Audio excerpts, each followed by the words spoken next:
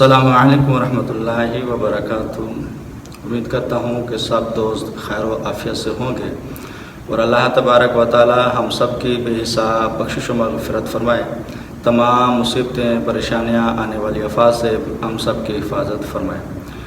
دوستو، جیسا کہ آپ کو معلوم ہے کہ آج کل میں کچھ واقعات جو ہمارے بابا جی نے ہمیں سنائے تھے، اور یہ ایک حقیقت ہے جو ہمارے بابا جی بہت ہی سمجھو کہ مقبول خدا کہہ لیں، اللہ تبارک و تعالیٰ کے ولی کہہ لیں۔ پھر ان کے پاس ایسی مخلوقیں آتی ہیں امداد کے لیے، مدد کے لیے، مگر اس طرح کے لوگ ہر ایک کے سامنے راز نہیں کھولتے۔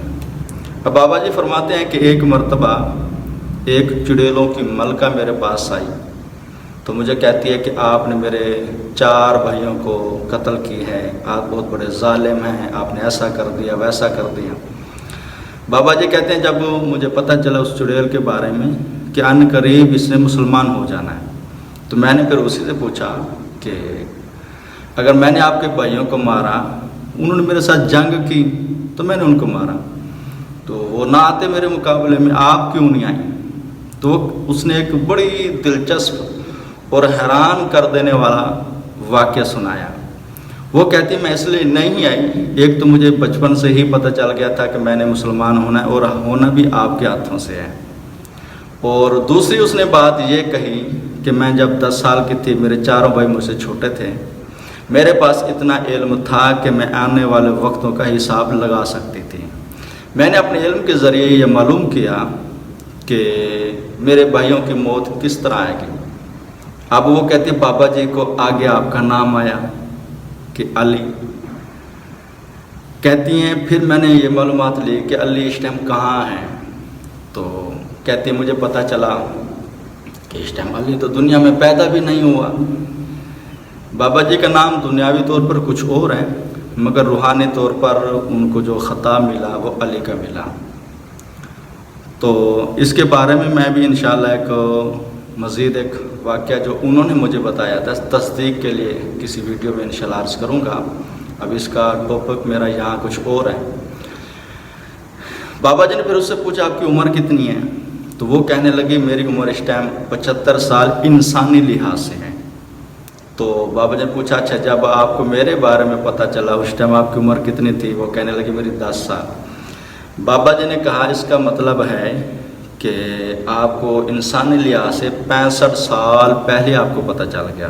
کہتے ہاں جی 65 سال پہلے مجھے پتہ چلا تھا، تو پھر جب آپ دنیا میں پیدا ہوئے میں نہیں تھی، پتہ نہیں کتنے جنات تھے جنہوں نے آپ کے ہاتھوں سے مرنا تھا یا مرنا ہے، وہ سب نے آپ پر حملہ کرنے کی کوشش کی، مگر ایک عجیب سی بات ہوتی تھی کہ ہم آپ کے جسم کے قریب نہیں ہو سکتے تھے۔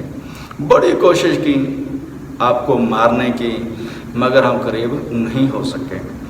تو بعد میں اب یہ بات بھی بتاتا چلوں کہ ہمارا ایک دن جنات کا یا پریوں کا ان کا کم از کم 10 دن بنتے ہیں، تو اگر اس لحاظ سے دیکھا جائے 650 مہینے یعنی 650 سال ان کے بنیں گے کہ اتنے سال پرانے واقعہ ہے کہ اس چڑیلوں کی ملکہ کو یہ پتہ چل گیا کہ انسانی لحاظ سے ایک بندہ دنیا میں پیدا ہونے والا ہے، تو کیا ہم اس کو علم غیب نہیں کہہ سکتے؟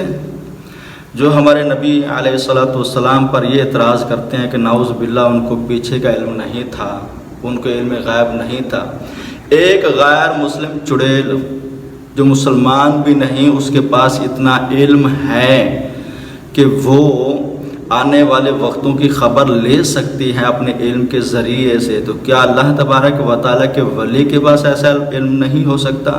کیا انبیاء کرام علیہ السلام کے پاس ایسا علم نہیں ہو سکتا؟